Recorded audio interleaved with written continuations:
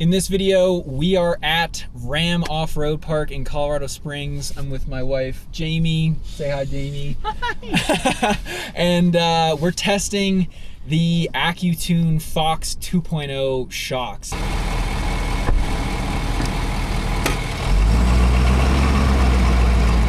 So we did a lap around this this park once. I've kind of found a loop, and it's not like super crazy rock crawling steep stuff, although I did do a little bit of that.